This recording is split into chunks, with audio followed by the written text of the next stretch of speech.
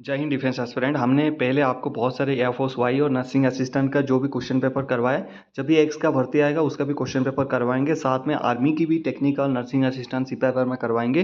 लेकिन ये जो क्वेश्चन पेपर है ये थोड़ा सा शॉर्ट में आपको रिवाइज करने के टाइप का हमने बनाया है, जिसमें सिर्फ आपकी रिविजन हो जाएगा, आंसर मैं साथ में बताते जाऊँगा। आप देख लेना आपको पता है कि नहीं। बाकी आप लोगों ने टेस्ट दिया, आपके स्कोर मुझे बताया, बहुत अच्छा लगा। ऐसे टेस्ट हम आगे भी लेंगे 2-4 दिन और। मुझे लगता है ये जो इंग्लिश का पेपर और इसका जो ये भी पेपर है ये काफ़ी इंपॉर्टेंट है। मतलब ये मोटा मोटी हमने आपको बताना चाहते हैं कि ताकि ये क्वेश्चन हो सकता है आपके आ जाए। अगर इसमें से 5 क्वेश्चन आ गए तो बल्ले बल्ले हो जाएगी आपकी। तो उससे पहले वीडियो को एक बार प्लीज़ लाइक कर दीजिए, फिर आगे बढ़ेंगे। बहुत मेहनत से आपके लिए वीडियो बनाते हैं। साथ में आप अगर चैनल में नया है, और एक टेलीग्राम चैनल है आर्मी सर ऑफिशियल, 1100 बंदों ने एनरोल कर चुका है, आप भी कर जाइए। वहाँ पर हम इंस्टेंट आपको सोल्यूशन देते हैं हर एक प्रॉब्लम्स का, वो भी फ्री में। तो यहाँ पर ये ऊपर हमने आपके लिए ये भी किया है, इस पीडीएफ को मैं आपको दे दूँगा। यहाँ पर अभी नहीं दूंगा, ठीक है। अगर आप यहाँ पर वीडियो देख के यहाँ पर डिस्कशन कर लीजिए, बाद में हम इनको प्रोवाइड करेंगे। तो सिलेबस का वीडियोस ऑलरेडी आपको दे दिया है, तो ये सिलेबस का वीडियो भी आप जाके देख सकते हैं, चैनल पे है। तो यहाँ पर देखिए क्वेश्चन ये रागा का है, फिर आप इंग्लिश करवाऊंगा। पहले क्वेश्चन है, which type of waves are used in radar for detecting the presence of an aircraft. काफ़ी इंपॉर्टेंट क्वेश्चन है। तो sound waves, electric waves, radio waves या फिर अल्ट्रासोनिक वेव्स। तो यहाँ पर ये क्वेश्चन पूछ सकता है ड्यू टू आप एयरफोर्स ज्वाइन करना चाहते हैं। तो यहाँ पर जो सही आंसर है आंसर बी, यानी रेडियो वेव्स, ये इसका सही आंसर है। दूसरा क्वेश्चन, आपके जो क्वेश्चन टाइप बिल्कुल हमने डिटो बनाया है जो अभी आपको एयरफोर्स एग्जाम में आएगा 12 तारीख को।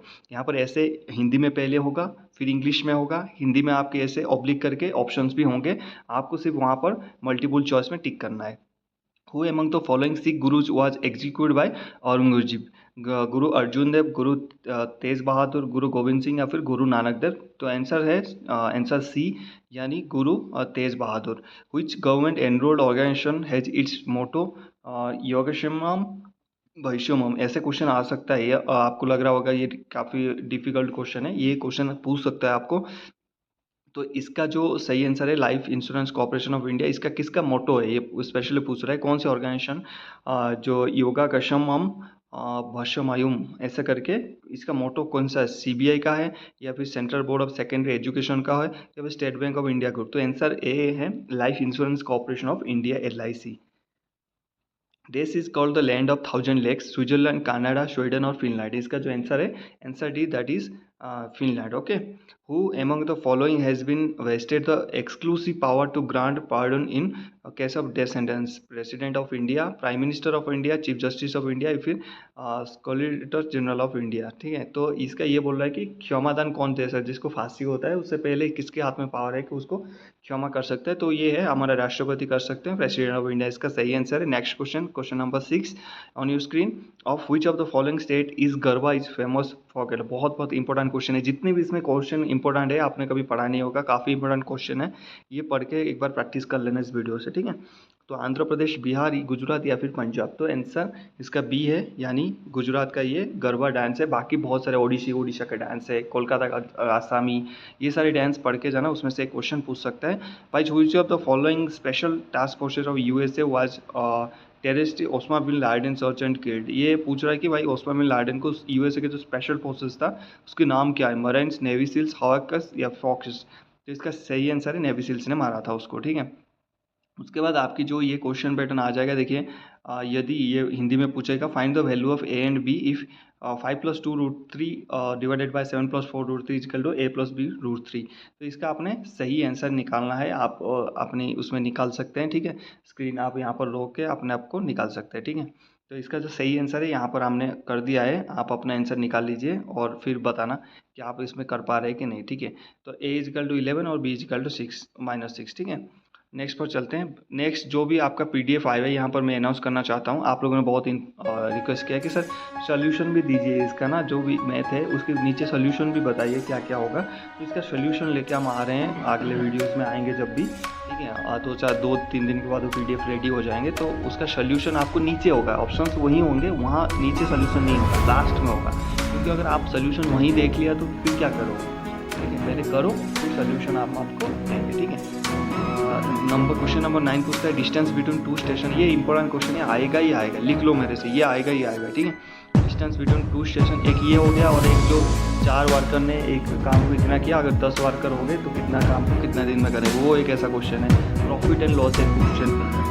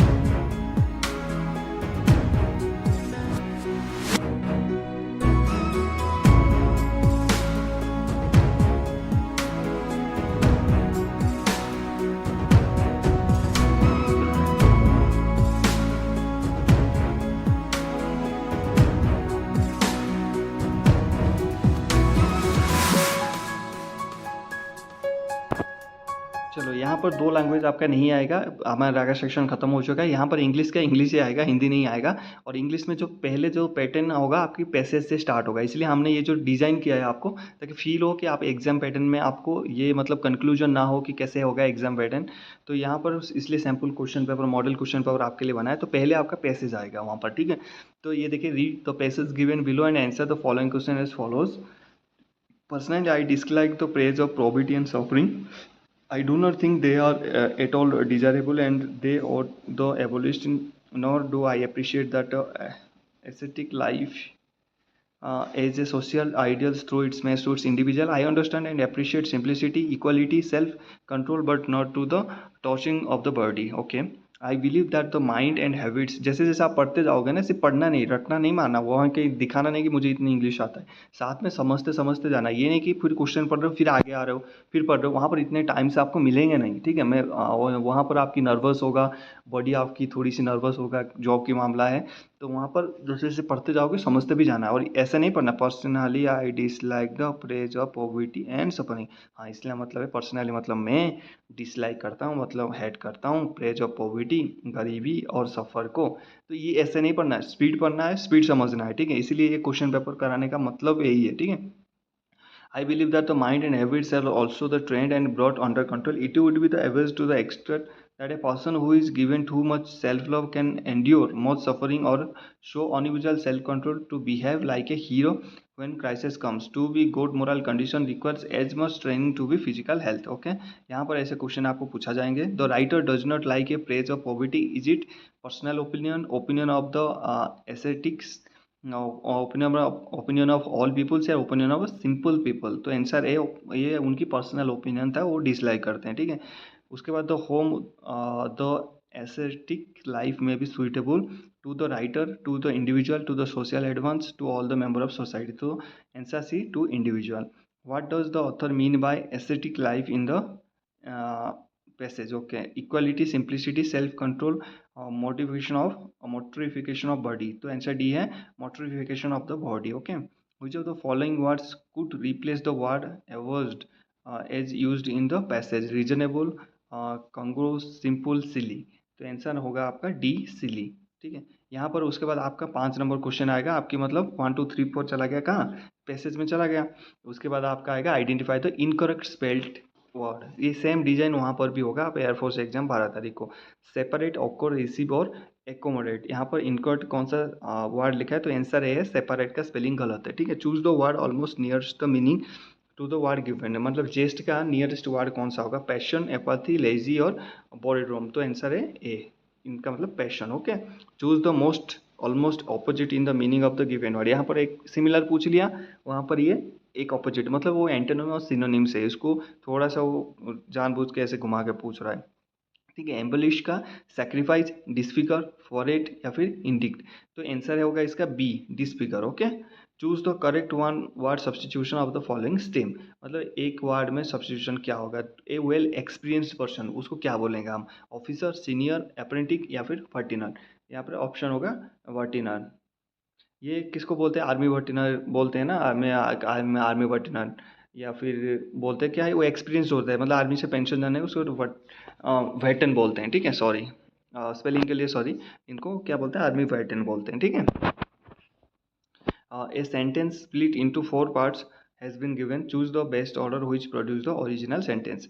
For backward classes, a fixed problem facing use and a reserve more seats is to a, ठीक है। इनको आपने सजाना है, एक सेंटेंस बनाना है, ठीक है। ऐसे करके आपका आ जाएगा 9वां नंबर क्वेश्चन पे। यहाँ पर आपको इसको सजाना है, ठीक है। तो कैसे सजाओगे इसको? या देखो, ए में आ जाए, ए बी सी डी, आप पहले ही पढ़ते ही आपको ये सेंटेंस टक से आ जाना चाहिए। तो आंसर है सी, इसका 2 4 3 1। 2 में है क्या है? A wax problem facing using. 4 में is the clamour of open more colleges. 3 में है to reserve more seats for backward classes. हो गया, चलो। चूज द मोस्ट, ये आपकी 9 क्वेश्चन हो गए। Choose the most appropriative answer in the filling the blanks. Okay, the authorities seems to be dash concerning the condition of workers, liberal या incentive, ignorant या फिर रेस्पॉन्सिबल? आंसर बी है, incentive. He dash for a walk daily in the morning. He go, he shall go, he will go, he goes.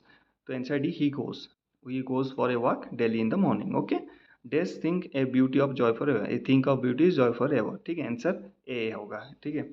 उसके बाद then the thunder was accompanied dash a heavy rain, from a heavy rain, of a heavy rain, by a heavy rain और with a heavy rain, तो answer होगा इसका C, by a heavy rain, okay. तो noun from of a detective, noun और verb पक्का पूछेगा आपको वहाँ पर, ठीक है। डिटेक्टर, डिटेंशन, डिटेक्टिव या फिर डिटेक्शन, तो आंसर है detection, okay. For choose the sentence that convey the same meaning is the given the word he is greater than me, मतलब ये बोल रहा है कि ही is the greater than me, इसका मतलब ये चारों में एक है जो सेम इसको मीनिंग को फुलफिल करता है। तो I am not so great as he, I am as a great as he, I am the greatest, he is the as a great as I, तो आंसर होगा A, I am not so great as he, okay. ये आपके question आ गया।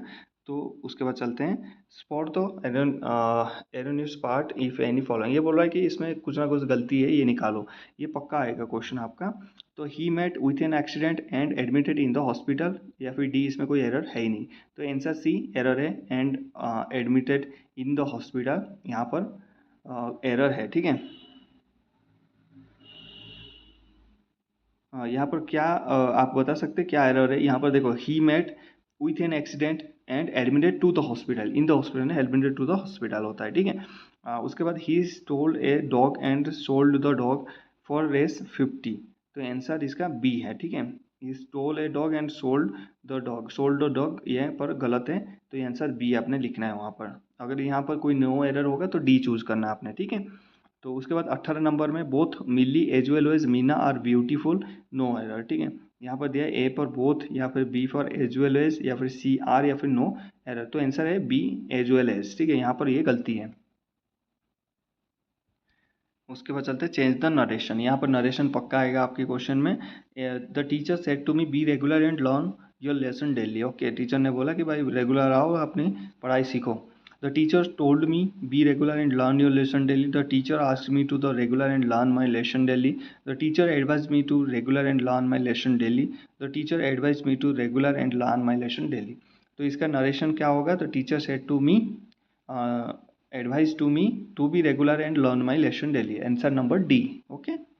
तो उसके बाद change the voice, यहाँ पर एक क्वेश्चन पक्का आएगा आपका, चेंज द वॉइस, ये हमारी जो आज की सेशन का लास्ट क्वेश्चन है। वीडियो को लाइक नहीं किया तो कर लीजिए, बाकी जो क्या बोलते हैं, कल भी हमको प्रैक्टिस करवाएंगे, आपको और प्रैक्टिस करवाएंगे 2-3 दिन बढ़िया से, ठीक है। It is the time to buy books, it is time dash all books to be brought, for the books to be brought, for the books are to be being brought, for the books have been brought, तो answer होगा इसका C, it is time for the books to be brought. तो इसका आप बताइए, आपका मतलब काफ़ी इंपॉर्टेंट क्वेश्चन और सीधा एग्जाम पैटर्न में आपको लेके गए ताकि आपको वहाँ पर डाउट ना हो, ठीक है। यहाँ पर इसका आपको पर्सनली मतलब दिखाए कि पहले पैसेज आता है, जो जो बताया ना, पहले पैसेज आएगा, फिर ये चीज़ आएगा, फिर ये आएगा, फिर ये आएगा, फिर डिटो यही आएगा वहाँ पर, ठीक है। तो इसीलिए हमने ये वीडियो आपको करवाया, ठीक है। वीडियो कैसा लगा कमेंट्स में बताना, मिलते हैं नेक्स्ट टॉपिक में, जय हिंद, हैप्पी यूनिफॉर्म।